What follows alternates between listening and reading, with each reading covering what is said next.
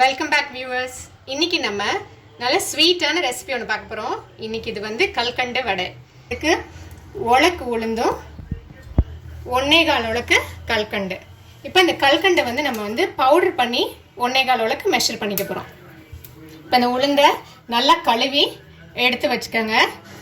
ஒரு மணி நேரம் ஊறட்டும். ஊறினதுக்கப்புறம் எப்போவும் வடை காட்டுற மாதிரி ஆட்டணும். ஆனால் நடுவில் நம்ம கல்கண்டு பவுடரை போட போகிறோம். இது ஆட்டும் போது நான் காட்டுறேன் எந்த சமயத்தில் நீங்கள் அந்த கல்கண்டு பவுடர் போடணுன்ட்டு. இப்போ நான் ஏற்கனவே முணுக்கி வச்சுருக்கேன். இந்த மாதிரி ஃபைனாக முணுக்கி வச்சுக்கோங்க. இனி இதை உளுந்த ஊற வச்சு நம்ம மாவு அரைச்சிடலாம். இப்போ மாவு இந்த அளவுக்கு ஆட்டப்பட்டுருச்சு. நம்ம வச்சுருக்க கல்கண்டு போட்டுடலாம்.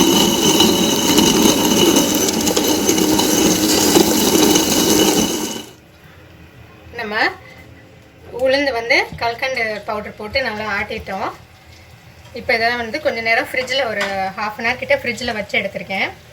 இப்போ இதில் வந்து 2 டேபிள் ஸ்பூன் பச்சரிசி போட்டுருவோம். மாவு நல்லா மிக்ஸ் பண்ணிடுங்க. ஃப்ரிட்ஜிலேருந்து எடுத்த உடனே போட ஆரம்பிச்சிருங்க. இல்லைன்னா அது கொஞ்சம் இலகிக்கிட்டே வந்துடும். ஃப்ரிட்ஜில் இருந்ததுன்னா கொஞ்சம் நமக்கு ஈஸியாக தட்டுறதுக்கு ஈஸியாக இருக்கும். இந்த மாவில் 2 ஸ்பூன் பச்சரிசி போட்டு பிணைஞ்சு வச்சுருக்கோம். இதை கொஞ்சம் நான் இப்போ ஃப்ரிட்ஜில் வச்சு திருப்பி எடுத்திருக்கேன். உங்களுக்கு எண்ணெய் குடிக்கிற மாதிரி இருந்ததுன்னா இன்னும் கொஞ்சம் பச்சரிசி சேர்த்துக்கோங்க. கொஞ்சமாக மாவு எடுத்து போடுங்க. ஏன்னா அது வந்து அப்படியே நல்லா பெருசாக வந்துடும் வேக வேக.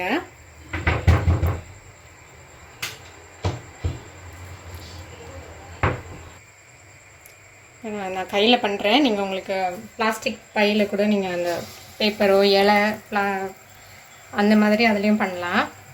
இப்போ அது நீங்கள்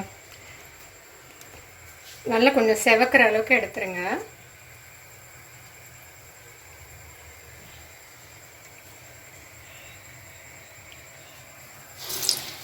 முதல்ல போட்டது வந்து கொஞ்சம் பெருசாக வந்துடுச்சு பாருங்கள்.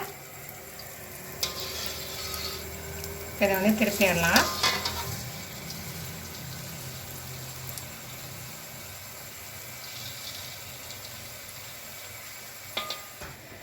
இது கொஞ்சம் லைட் கோல்டன் கலராக வரும்போது எடுத்துடலாம்.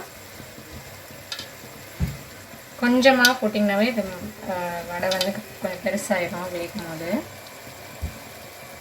அப்பப்போ திருப்பி திருப்பி விட்டிங்கன்னா எல்லா சைடும் ஒரே மாதிரி கலரில் வரும். ரொம்ப ஃப்ளேம் ஜாஸ்தியாக வச்சிடாதீங்க, அப்புறம் கருகிடும். கொஞ்சம் மீடியம் ஃப்ளேம்லேயே வச்சு பண்ணுங்கள்.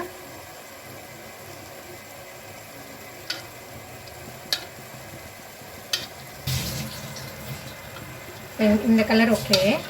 இது எண்ணெய் கொஞ்சம் பிடிக்கும். நீங்கள் வந்து எண்ணெயை நல்லா எடுத்துட்டு எடுங்க இதுலேருந்து.